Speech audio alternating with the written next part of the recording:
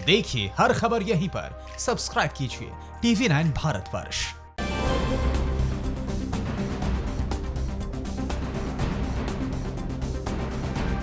भारत चीन सीमा विवाद में आखिर ट्रंप ने क्यों एंट्री की है? कांग्रेस का स्पीक अप इंडिया आंदोलन क्या है? बाढ़ ने असम को कैसे बेहाल कर दिया है? देश के इस वक्त की बड़ी खबरें कौन सी हैं? न्यूज़ टॉप 9 राष्ट्र में आप देखिए। भारत चीन सीमा विवाद के बीच अमेरिका के राष्ट्रपति डोनाल्ड ट्रंप ने मध्यस्थता की पेशकश की है। ट्रंप ने कहा कि वो दोनों पड़ोसी देशों की सेनाओं के बीच जारी गतिरोध के दौरान तनाव को कम करने के लिए तैयार, इच्छुक और सक्षम है।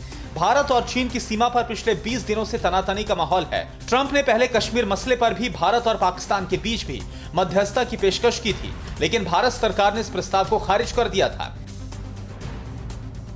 लद्दाख सीमा पर चीन के फाइटर जेट तैनात होने और शी जिनपिंग की अपनी सेना को युद्ध के लिए तैयार रहने के बयान के बीच पीएम मोदी ने अहम बैठक की। इसमें फैसला हुआ कि सीमा विवाद को डोकलाम नीति के तहत सुलझाने की कोशिश होगी। इसके अलावा भारत चीन के राजनयिक लगातार संपर्क में हैं। चीन ने भी इस पर कहा कि वो शांतिपूर्ण तरीके से मामले को सुलझाने के पक्ष में है।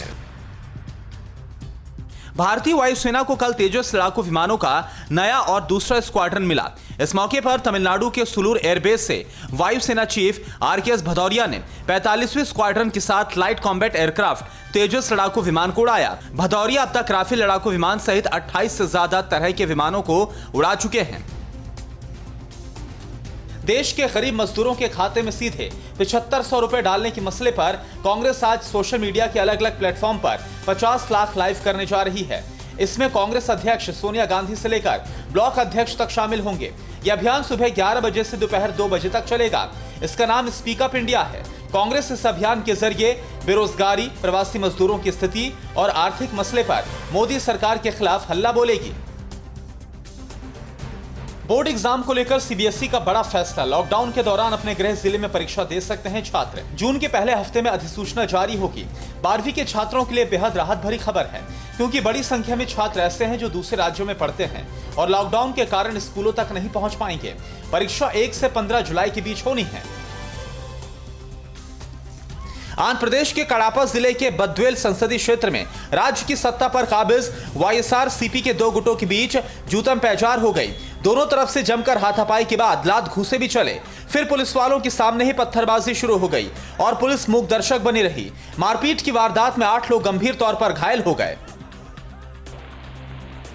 असम में बाढ़ से हालात और खराब हो गए हैं। राज्य के लगभग 3 लाख लोग प्रभावित हो गए हैं। असम राज्य आपदा प्रबंधन प्राधिकरण की दैनिक बाढ़ रिपोर्ट के अनुसार धेमाजी, लखीमपुर, नलबाड़ी, गोलपारा, डिब्रूगढ़ और तिनसुकिया समेत करीब 11 जिले बाढ़ प्रभावित हैं। गोलपारा सबसे ज्यादा प्रभावित होने वाला जिला है, जिसमें 2,15,000 लोग प्रभावित हुए हैं। यहां पर एक व्यक्ति की मौत भी हो गई है। मेघालय में 8 जिलों के 21 गांव में पिछले 24 घंटे से लगातार बारिश, भूस्खलन और बाढ़ से 1400 से ज्यादा लोग प्रभावित हो गए हैं। मेघालय के राजस्व और आपदा प्रबंधन मंत्री किरमत श्याला ने कहा कि प्रभावित लोगों को राहत देने के लिए SDRF को तैनात किया गया है। कोरोना संकट की वजह से इस साल अक्टूबर में होने वाला ICC T20 वर्ल्ड कप टल सकता है। यह मुकाबला अब साल 2022 में कराने की तैयारी है। हालांकि फिलहाल इसका आधिकारिक ऐलान नहीं हुआ है। आज ICC की अहम बैठक में इस फैसले पर मुहर लग सकती है। साल 2021 में पहले ही भारत में एक और T20 वर्ल्ड कप खेला जाना है। ऐसे में इस साल के अंत में IPL के होने की उम्मीद बढ़ गई है।